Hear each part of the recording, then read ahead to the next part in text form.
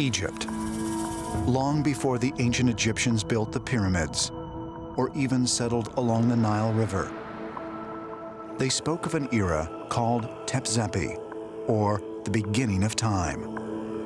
According to legends, Tepzepi was when sky gods descended from the stars to earth on flying boats, and then turned mud and water into a new kingdom. The word God, according to the ancient Egyptian, is neteru. It means a being that came from the cosmos. They're very adamant about the fact that their gods had descended from the stars. They tell us that the god Osiris, who ruled with his consort and sister, the goddess Isis, they were star gods, and in fact they identified them very clearly. Osiris was identified with the constellation of Orion. Isis was identified with the star Sirius, brightest star in the sky. There's an interesting point about this, is that within the constellation of Orion is the so-called nursery of stars. The stars in our galaxy literally were born in that zone. And it's very peculiar that the ancient Egyptians insist that the birth of star gods are in this constellation. They truly believed, they were very adamant about this, that their origins is in the sky.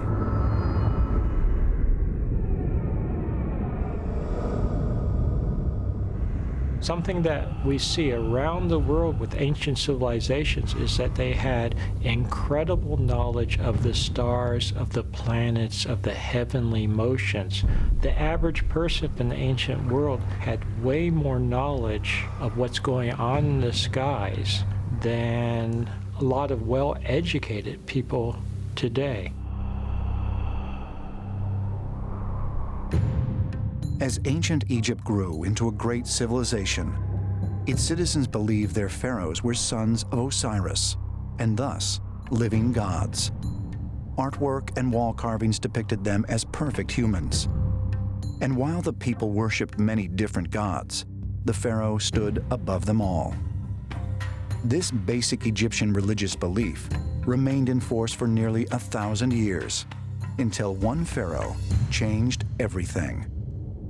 Who was this heretic? His name was Akenatan, and in every surviving depiction he is shown with an elongated skull. Who was he? According to Egyptian mythology, he too was descended from the gods who arrived on Earth at the time of Tepzepi.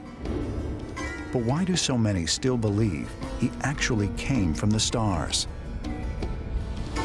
In 1352 BC, Akenatan ascended to the throne as the 10th pharaoh of the 18th dynasty. Almost immediately, he instituted a series of radical religious changes, including a ban on references to multiple gods.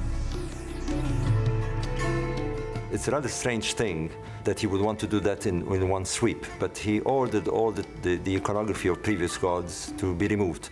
He only allowed one emblem, which was the sun emblem, literally a sun disk with curious arms or rays pouring down. Why did he do this? Because according to his writings and his poems that were written about him later on, he was visited by one of those beings that descended from the sky, who told Akenatan, "This is the way. I am your God." This sun god was known as Aten. Akenatan claimed to be a direct descendant of Aten. Akenatan, like any other pharaoh, regarded himself to be divine. He was a god. Not only himself believed himself to be God, but the whole nation saw him as a god. The definition of God is that he was a descendant from these celestial beings. During his 4th year as pharaoh, Akenatan ordered the construction of a new capital city. He called it Amarna and dedicated it to the sun. Akenatan would spend the next 10 years here, during which time he instituted changes in both art and culture, including how he himself would be publicly depicted. In Egyptian iconography, the Egyptian pharaohs are depicted as these triangular-shaped beings, these broad, strong shoulders and these very skinny waists. Now, we look at leaders today and we know that most leaders don't have broad shoulders and skinny waists. But it was important to depict the Egyptian kings as having broad shoulders and skinny waists, very, the epitome of what a king ought to look like. That's exactly the opposite with Akenatan. He shows himself perhaps as he really is. A rather strange look. He has a very mystical look.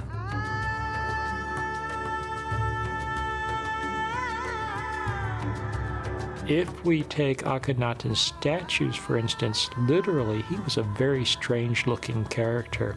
Sort of combined, some people would say, feminine aspects with masculine aspects, may have had an elongated skull.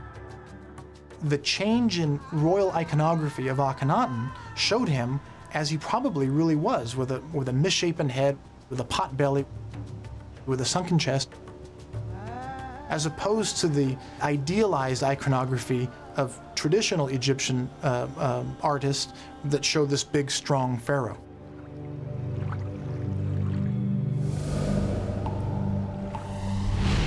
Akhenaten's wife, Queen Nefertiti, and their children were also depicted as having elongated skulls. So why were Akhenaten's and Nefertiti's heads deformed? Did they suffer from a genetic abnormality? Or did they deliberately alter their shape? Some believe there could be yet another explanation behind their strange, otherworldly appearance. They look like they're different than other human beings. Is it possible that Akenatan might have been an extraterrestrial hybrid?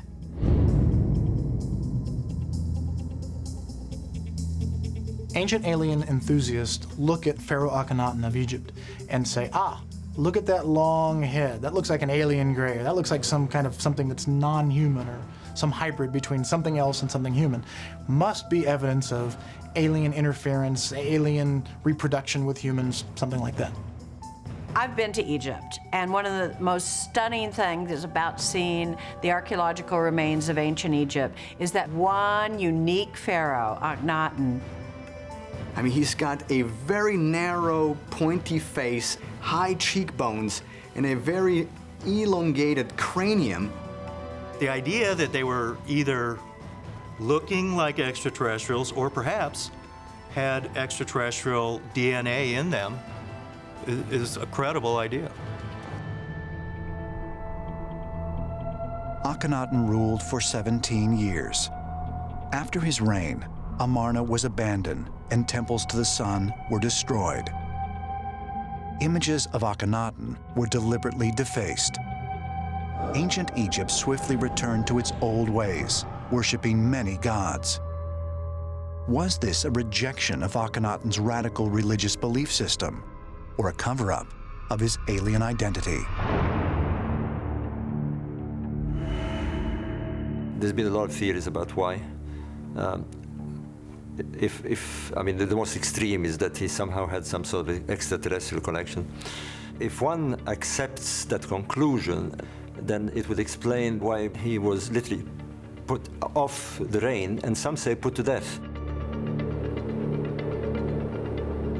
Some Egyptologists believe Akhenaten was forced to abdicate and flee from Egypt with a group of his loyal followers. In 1907, the actual body of Akenatan was discovered in Egypt's Valley of the Kings by a British archaeologist named Edward Ireton. After unearthing Akhenaten's mummified remains, he was able to confirm that indeed the ancient pharaoh's skull was misshapen and elongated. Some scholars argue that he suffered from some kind of physical abnormality. He suffered from a disorder that caused his face to appear to be long, or his head actually was longer. I think with Akenatan, we're dealing with a physical deformation that wasn't corrected by the royal artists. They just depicted him as he was: pot belly, sunken chest, long head.